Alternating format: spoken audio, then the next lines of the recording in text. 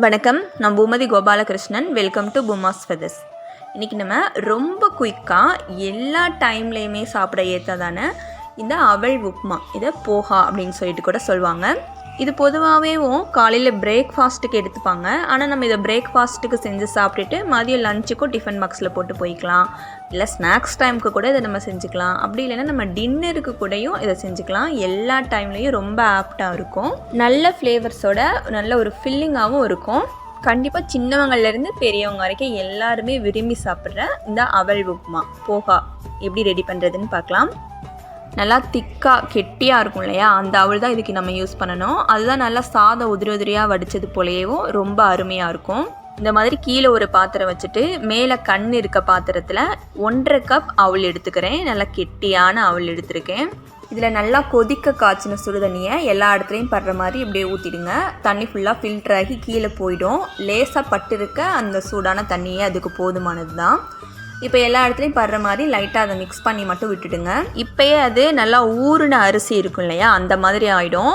இனி நம்ம ப்ரிப்பரேஷன் போயிட்டு நம்ம இந்த அவளை சேர்ப்போம் இல்லையா, அந்த டைமில் நல்லா சாதம் போலேயே ஆகிடும். நல்லா உதிரியாக நம்ம வடித்த சாதம் போல் ஆகிடும். அப்படியே நம்ம போட்டு மிக்ஸ் பண்ணிக்கலாம்.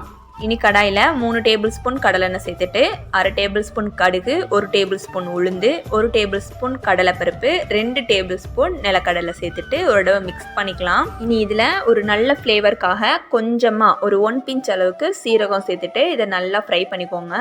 இது பொன்னிறமாக ஆனதுக்கப்புறமா இதில் கொஞ்சம் கருவேப்பிலை, நல்லா பொடியாக கட் பண்ண ஒரு பெரிய பச்சை மிளகா நல்லா பொடுசாக கட் பண்ணிக்கோங்க. நம்ம பச்சை மிளகாய் இதிலேருந்து எடுத்து வச்சுட்டுலாம் சாப்பிட போகிறது கிடையாது. அப்படியே சாப்பிட ரொம்ப அருமையாக இருக்கும்.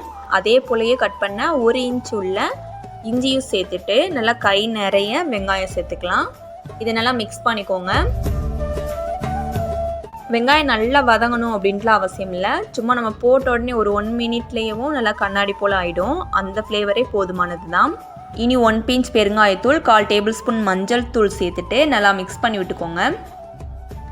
இனி இதில் நம்ம ஊற வச்சுருக்க அந்த அவல் அதை எடுத்து இப்போ பார்த்தோன்னா நல்லா சாதம் போல் ஆயிடுச்சு பாருங்கள். இந்த டைமில் கொஞ்சம் கெட்டியாக இருக்கும்.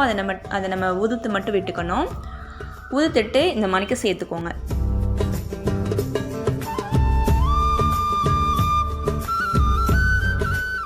கொஞ்சம் கெட்டி சேர்ந்துருக்க அவலையெல்லாம் நல்லா உடச்சி விட்டு மிக்ஸ் பண்ணிக்கோங்க. இனி இதில் 1/2 டேபிள் ஸ்பூன் உப்பு சேர்த்துட்டு நல்லா மிக்ஸ் பண்ணிக்கலாம்.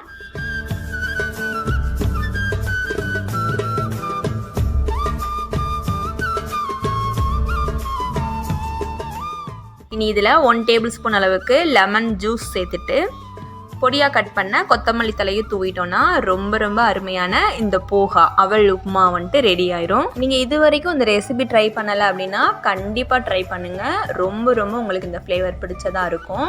நீங்கள் மறுபடியும் நாளைக்கு கூட செய்யலாம் அப்படின்ட்டு யோசிக்கிற அளவுக்கு ரொம்பவுமே உங்களை கவரும். உங்களுக்கு எலுமிச்சை ஃப்ளேவர் வந்துட்டு ரொம்ப பிடிக்கும் அப்படின்னா நீங்கள் 1 லெமன் ஃபுல்லாகவே நீங்கள் இதில் பிழிஞ்சிக்கலாம்.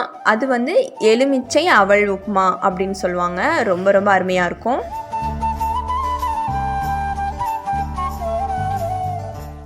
ரொம்ப குயிக்காக ஒரு 10 மினிட்ஸ்லேயே ரெடி பண்ணிடக்கூடிய இந்த வெங்காய அவல் உப்மா போஹா ரெசிபி உங்களுக்கு ரொம்ப பிடிச்சிருந்துச்சுன்னா boomas feathersக்கு சப்போர்ட் பண்ணுங்கள்.